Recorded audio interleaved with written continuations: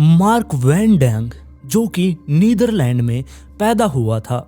उसके पिता उससे बहुत ज़्यादा प्यार किया करते। उनका कहना था कि जब मार्क छोटा था उसी टाइम से उसे पढ़ाई में बहुत ही ज़्यादा इंटरेस्ट था। साथ में वो लोगों के लिए बहुत ज़्यादा दया भाव रखा करता, हमेशा लोगों की वो मदद किया करता। अब उसने अपनी पढ़ाई स्टार्ट की।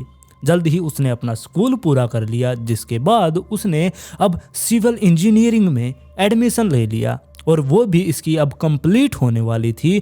जिसके बाद ये आगे की अपनी ज़िंदगी की नई शुरुआत करने के लिए बाहर जाना चाहता था। और जैसे ही इसने अपनी सिविल इंजीनियरिंग पूरी कर ली, उसके बाद ये ब्रिस्टल यूके चला गया एक नई ज़िंदगी की शुरुआत करने के लिए। जैसे ही ये वहाँ पर पहुँचा, इसकी मुलाकात एक लड़की से होती है जो कि इससे 20 साल सीनियर थी और उसका नाम बर्लिन था। बर्लिन से ये पहली बार मिलते ही उसके ऊपर ये फिदा हो चुका था। वो एक फैशन की स्टूडेंट थी, जिसके बाद इन दोनों ने एक दूसरे के साथ समय बिताना शुरू कर दिया। धीरे धीरे टाइम बीतने लगा और ये दोनों एक दूसरे के बहुत ही ज़्यादा करीब आने लगे। इन दोनों के बीच में प्यार पनप चुका था, जिसकी वजह से अब इन्होंने एक साथ रहने का फैसला कर लिया। लेकिन ये ज़्यादा दिन तक नहीं चलने वाला था, क्योंकि 2010 में इन दोनों के बीच में ये रिलेशनशिप स्टार्ट हुई थी।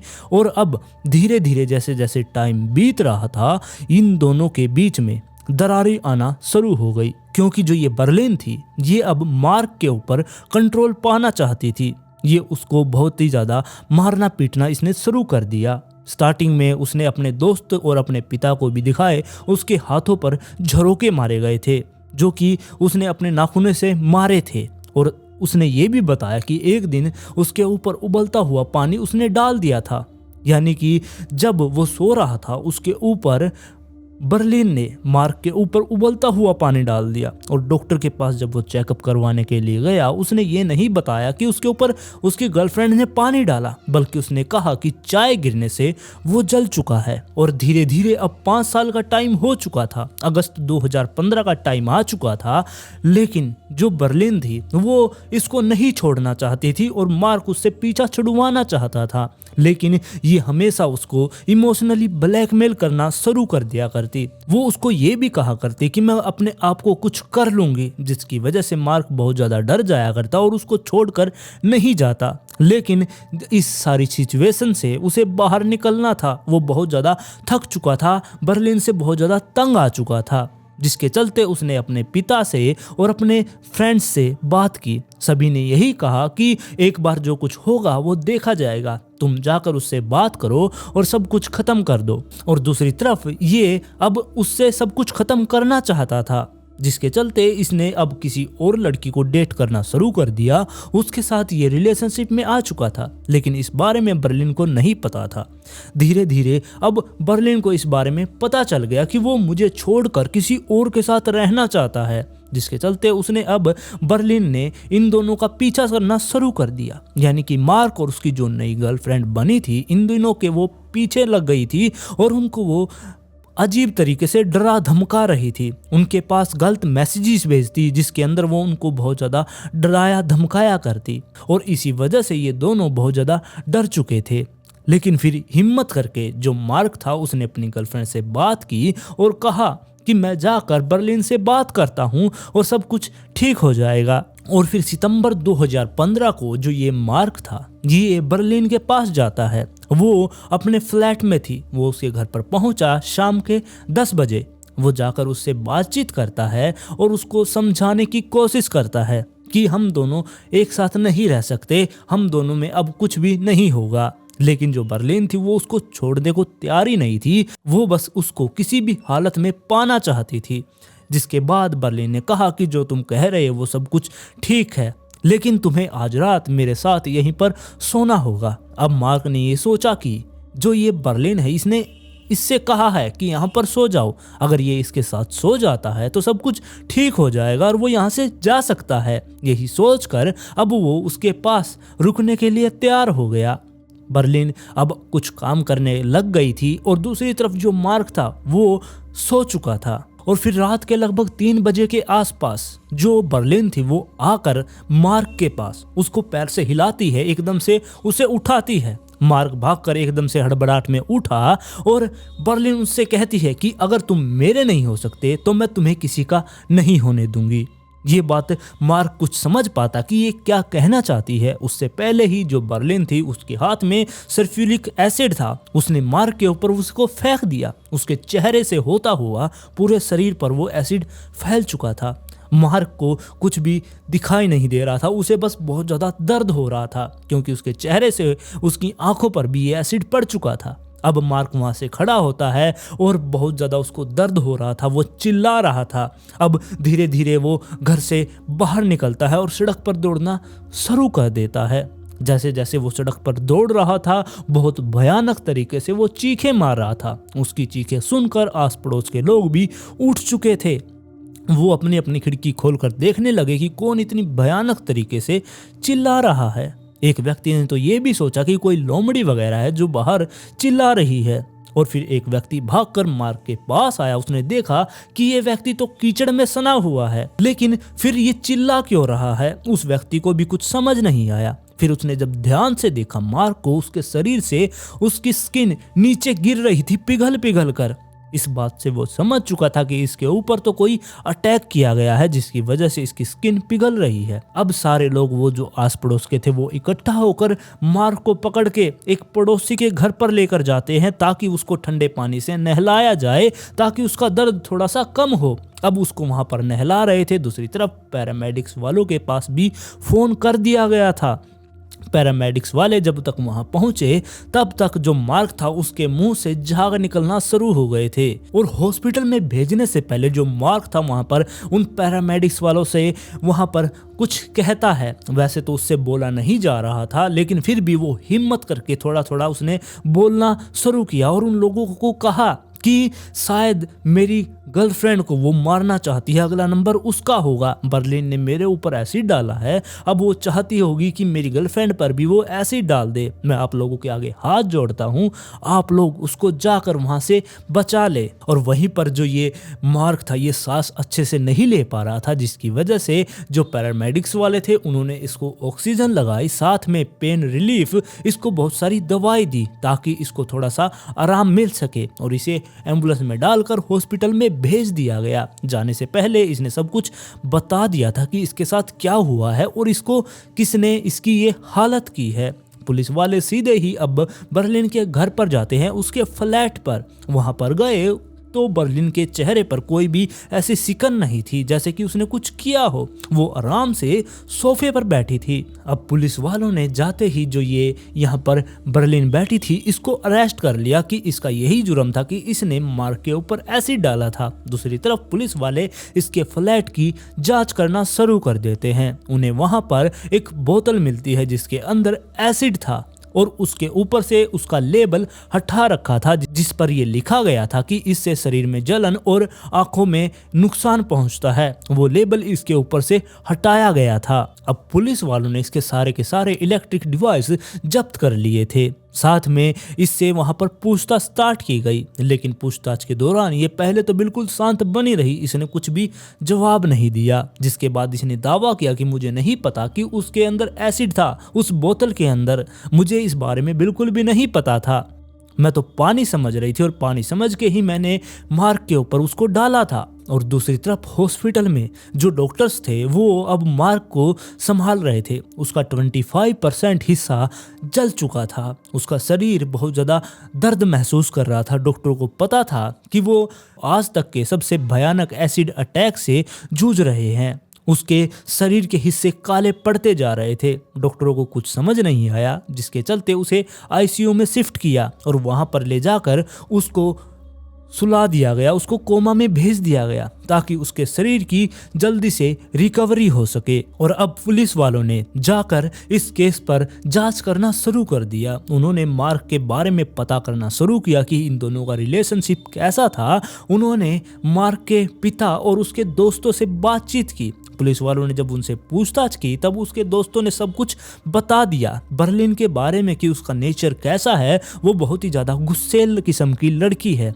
उसी ने पहले मार्क को बहुत बार टॉर्चर भी किया है, उसको कई बार उसके ऊपर पानी भी फेंका है गर्म उबलता हुआ, जो कि पिछले महीने ही हुआ था। इन सब के बारे में जब पुलिस वालों को पता चला तो वो समझ चुके थे कि बर्लिन ऐसा कर सकती है। और पुलिस वालों को ये भी पता चला कि बर्लिन एक साइकाइट्रिस्ट के पास गई थी और उनको उसने साफ साफ कहा था कि जब कोई मेरी बात नहीं मानता तो मुझे इतना ज़्यादा गुस्सा आता है कि मैं आसपास की चीज़ों को नष्ट कर दूं। और फिर 2 सितंबर को जो बर्लिन थी, इसने एसिड की बोतल को खरीदा। इसने अमेजोन पर ऑर्डर लगाया इस सल्फ्यूरिक एसिड का, और जब वो इसके पास पहुंचा, इसकी डिलीवरी इसने ले ली, उस टाइम पर इसने उस पर से लेबल को हटा दिया था ताकि कोई भी इसको पहचान ना सके कि इसके अंदर क्या चीज़ है। क्योंकि इस एसिड के ऊपर से जो ये बोतल थी, इस पर से लेबल हटाने के बाद कोई ये नहीं बता सकता कि इसके अंदर एसिड है या फिर पानी, जिसमें कोई भी बदबू भी नहीं आती।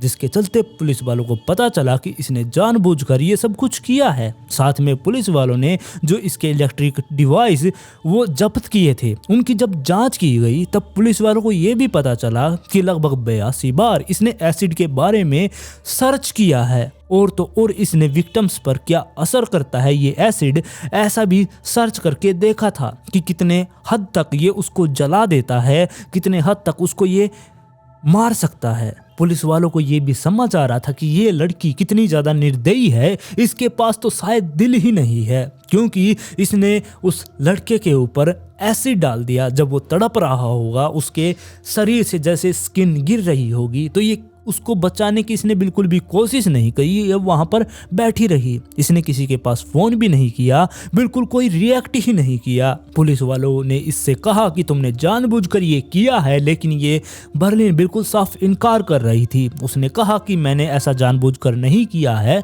मुझे नहीं पता था कि उसके अंदर एसिड है, मैं तो यही सोच रही थी कि उसमें पानी है। जिसके बाद जो ये बर्लिन थी, इसने ये भी कहा कि जो मार्क था उसने मुझे पिलाने के लिए यहाँ पर ये एसिड रखा था ताकि मैं पानी समझकर इसको पी जाऊं।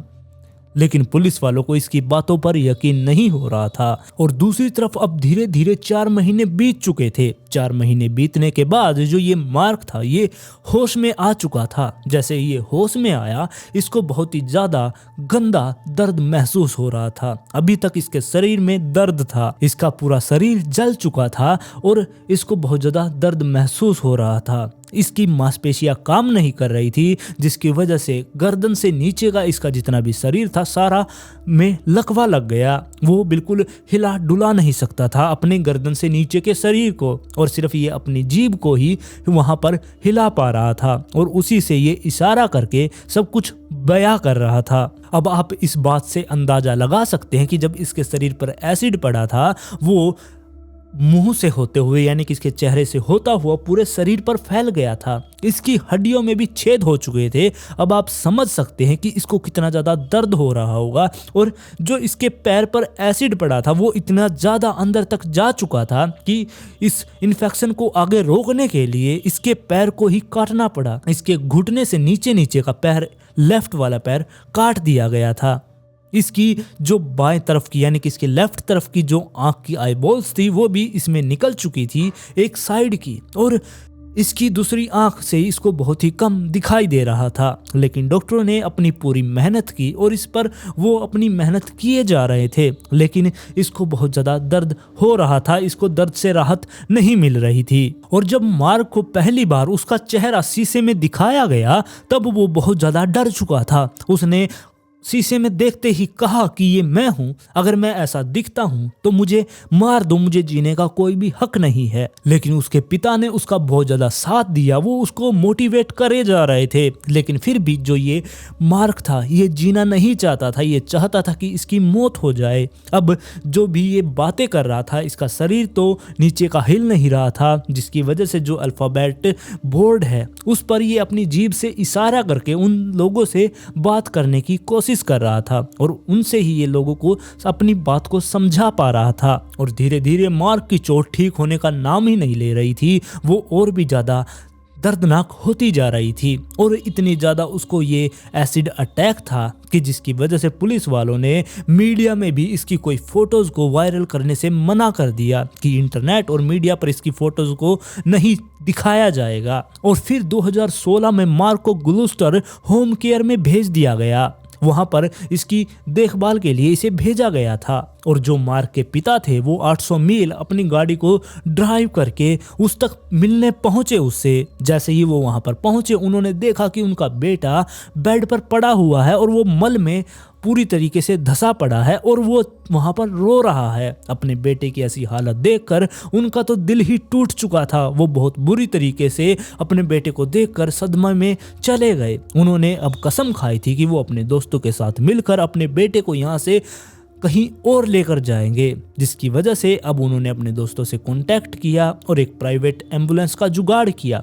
प्राइवेट एम्बुलेंस में डालकर अब इस मार्क को बेल्जियम लेकर जाया गया, जहां पर इसकी अच्छे से केयर की जाएगी। लेकिन वहां पर भी जिस हॉस्पिटल में इसे ले जाया गया वहां पर कोई प्राइवेट रूम नहीं था जिसके अंदर इसको अकेले का इसका ट्रीटमेंट किया जाए। और मार्क का शरीर में लगातार दर्द बढ़ता जा रहा था, उसकी हर एक नस में आग लग रही थी, उसकी हड्डियों में जो छेद थे उससे भी उसे बहुत भयानक वाला दर्द हो रहा था। वो चारों तरफ से उसको बस निराशा ही हाथ लग रही थी। और फिर एक बार जो ये मार्क था दोबारा से बोलने के लिए अब ये फिर से सक्षम हुआ, ये बोल पा रहा था। इसने अपने पिता से पूछा कि मैं बेड पर लेटा लेटा क्या सारी उम्र छत को ही देखता रहूंगा। ये बात सुनते ही उसके पिता के भी आंखों में आंसू आ गए, लेकिन उन्होंने कंट्रोल किया और अपने बेटे को सहानुभूति दी, उसको मोटिवेट किया। लेकिन मार्क को कुछ भी समझ नहीं आ रहा था। वो बस ये चाहता था कि वो बस किसी ना किसी तरीके से यहाँ से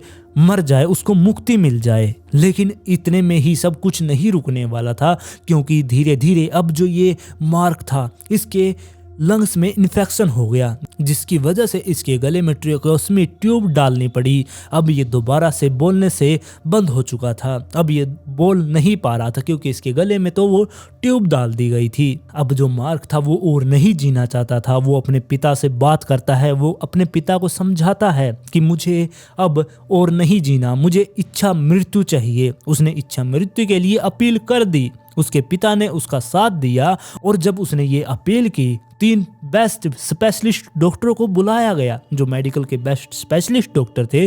उन्होंने मार्क की हालत को देखते हुए, जो उसको दर्द महसूस हो रहा है, जो उससे सहन नहीं हो रहा है, उसके चलते अब उसकी इच्छा मृत्यु की अपील को कबूल कर लिया गया था। दूसरी तरफ जो उसके पिता थे उसने अपने पास बुलाया, मार्क ने अपने पिता को बुलाया और वो उसके साथ ही रहना चाहता था। 2 जनवरी 2017 को मार्क अपने पिता के साथ पूरा दिन बिताता है और शाम के 7:15 बजे जो डॉक्टर्स थे उन्होंने इसके दिल में कैथेटर डाल दिया, जिसकी वजह से मार्क की मौत हो गई। और मार्क पर हमला होने के 3 साल बाद यानी कि अप्रैल 2018 में जो बर्लिन थी उस पर ये केस दायर किया गया और उस पर इसकी केस की ट्रायल स्टार्ट हुई। जब इसे अदालत में लाया गया वहां पर इसने जोर देकर ये दलील दी कि मैंने तो पानी समझ के उसके ऊपर वो फेंका था, मुझे नहीं पता था कि उसके अंदर एसिड है। लेकिन दूसरी तरफ जो मार्क के वकील थे वो खड़े होते हैं, उन्होंने सबूत पेश किए कि इसने जानबूझकर ही